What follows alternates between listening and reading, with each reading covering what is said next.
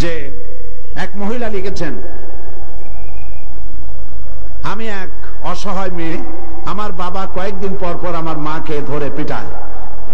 আমরা ভাই বোনগুলো বড় বড় হয়েছি, আমাদের সামনে ধরে ধরে পেটায়। তখন আমার এত কষ্ট লাগে যে আমি কাউকে বুঝাতে পারবো না। আমার প্রশ্ন হচ্ছে, এই ধরনের বাবাদের উদ্দেশ্যে কিছু বলবেন কি? আমার মাকে ধরে যখন মারে তখন আমার মার কি যে কষ্ট হয় আমরা অনেক বুঝিয়েছি, আমাদেরকে ধরে উল্টো বকাবকি করে। এটি একটি অত্যন্ত পীড়াদায়ক কথা। আমি আজকের এই মাহফিলে যত পুরুষ এসেছেন সমস্ত পুরুষদের কাছে আমি বিনীতভাবে এই কথা বলতে চাই, আপনার স্ত্রী আপনার দাসী নয়। বিশ্বাস করুন, আপনার স্ত্রী আপনার গোলাম নয়। রাসূলুল্লাহ বলেছেন, সেই ব্যক্তি উত্তম যে তার স্ত্রীর কাছে উত্তম। আমি আমার স্ত্রীদের কাছে উত্তম ব্যক্তি, বলেছেন মুহাম্মদ রাসূলুল্লাহ সাল্লাল্লাহু আলাইহি ওয়াসাল্লাম। আপনি যে আপনার স্ত্রীর এত পিটাইতেছেন, আপনি মরার পরে আপনার স্ত্রী আপনার সম্পর্কে কি সাক্ষী দেবে? সাক্ষী দেওয়ার কোন পথ রাখছেন? আমি ভাইদেরকে আরজ করব, আমি আপনাদেরকে বিনীতভাবে বলতে চাই, আপনি যাকে বিয়ে করেছেন আপনার বিবাহিত স্ত্রী আপনার দাসী নয়, আপনার খরিদা গোলাম নয়, আপনার বন্দী নয়। আপনার স্ত্রী, স্বামী আর স্ত্রী দুজন সমান। আপনি বিবাহ করে বাহাদুর হন নাই, বড় লাট হন নাই। খবরদার স্ত্রীর গায়ে হাত তুলবেন না, প্রহার করবেন না। আল্লাহ পাক সকলকে শান্ত হওয়ার তৌফিক দান করুন। স্বামী স্ত্রীর সঙ্গে মনোমালিন্য হতে পারে, শাসনের কথা রাসূলুল্লাহ বলেছেন, শাসন করতে পারেন, কিন্তু আপনি শাসন করবেন আপনার মেয়ের সামনে, আপনার ছেলের সামনে। আপনাকে যদি পেটানো হয় মানুষের সামনে কেমন লাগবে বলুন তো দেখি? বলেন বলেন, কেমন লাগবে?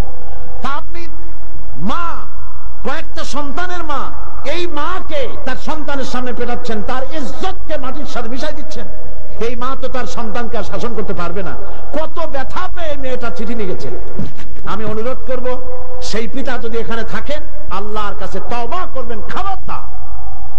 রাসূলুল্লাহ বলেছেন আরাফাতের ময়দানে, তোমরা আল্লাহকে সাক্ষী করে একটি পরের মেয়েকে নিজের জন্য হালাল করেছো, দাসীর মতো তাদেরকে প্রহার করবা না।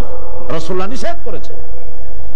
মেয়েদেরকে গালি দিও না, লা তুকরিহুল বানাত ফাইন্নী আবুল বানাত। রাসূলুল্লাহ বলেছেন মেয়েদের গালি দিও না, কারণ আমি মেয়েদের পিতা। আপনারা খবরদার আল্লাহর বান্দীদের প্রহার করবেন না, নির্যাতন করবেন না, গালি দিবেন না। স্ত্রীর নির্যাতন যদি সহ্য করেন আল্লাহ আপনাকে ভিন্নভাবে বরকত দিয়ে দিবে। খবরদার স্ত্রীদের উপর অত্যাচার করবেন না। আমি মহিলাদের এখানে মাহফিল করেছি, আজকে হাজার হাজার মহিলারা এসেছিলেন।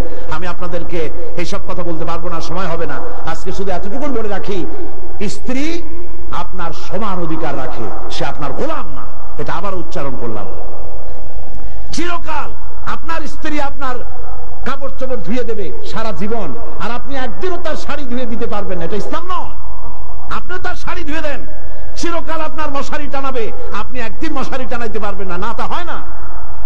তার অধিকার আপনাকে দেখতে হবে, অধিকার আদায় করতে হবে। মনে থাকবে এই কথাগুলি, মনে থাকবে এই কথাগুলি। স্ত্রীকে মহব্বত করবেন, ভালোবাসবেন।